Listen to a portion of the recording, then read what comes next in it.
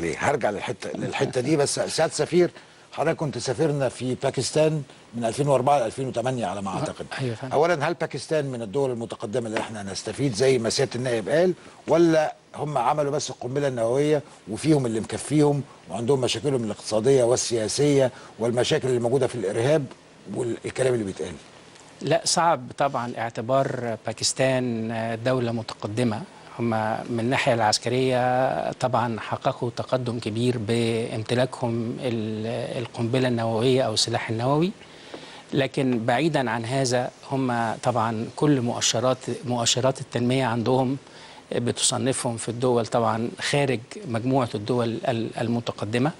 باكستان بتعاني من مشاكل عديدة، أغلبها أولها في مقدمتها توظيف الدين لأسباب سياسية، ودي بتعود لحقبة جنرال ضياء الحق.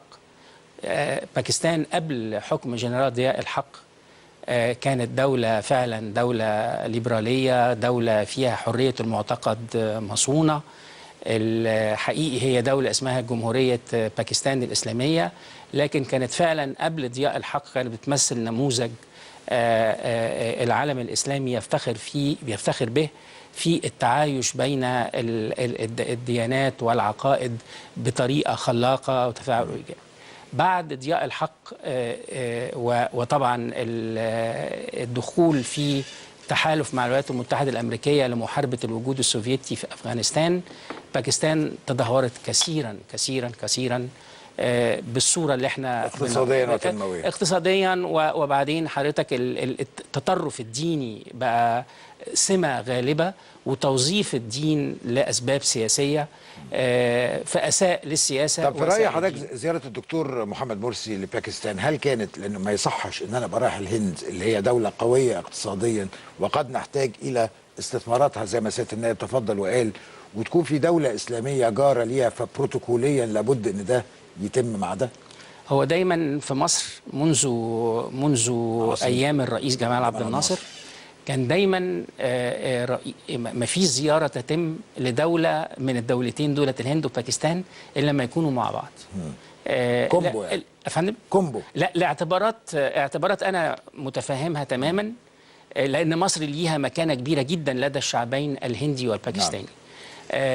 فكان صعب جدا رئيس مصري بغض النظر عن انتمائه أو عن شخصه يزور الهند وما يزورش، وانها حصلت لأن الرئيس السابق مبارك زار الهند زيارة رسمية في نوفمبر 2008، لكن لم يمر على باكستان. وطبعا الباكستانيين يعني الشعب الباكستاني والحكومة الباكستانية يعني خدوا، بس كان ممكن تفهمها لأن في التاريخ دوت كان في عملية انتقال سلطة في إسلام آباد ما بين الجنرال بيرفيز مشرف والرئيس الحالي. نفس الموقف اللي احنا فيه النهارده ما بنقول أوباما ما عداش علينا.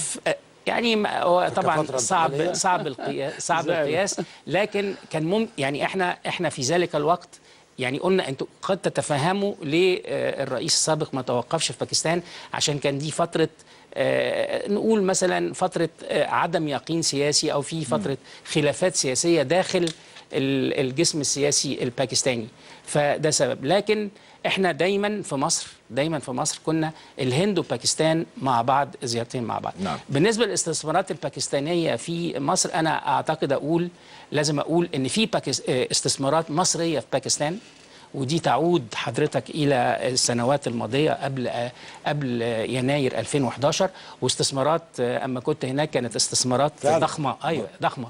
مجالات إيه بقى دي؟ مجالات حضرتك التليفونات والأسمنت مجموعات ساويرس يعني. وأنا أنتهز هذه الفرصة وأقول إن أنا بحيي الإخوان ساويرس وأسرة ساويرس على استثماراتهم الكبيرة في باكستان. وأنا لما كنت هناك في الفترة دي كنت دايما في محادثاتي ولقاءاتي مع كبار المسؤولين الباكستانيين بما فيهم الرئيس بيرفيز مشرف، كنت دايما بشير إلى الاستثمارات المصرية في باكستان وكيف أنها وظفت المئات من الشباب الباكستاني، وكانوا من الشركات المتقدمة جدا. يعني شركة موبي لينك حقيقي اتباعت دلوقتي، لكن شركة موبي لينك كانت الشركة من الشركات المحمول المتقدمة جدا، وكان عندها قاعدة مشتركين عريضة، وكان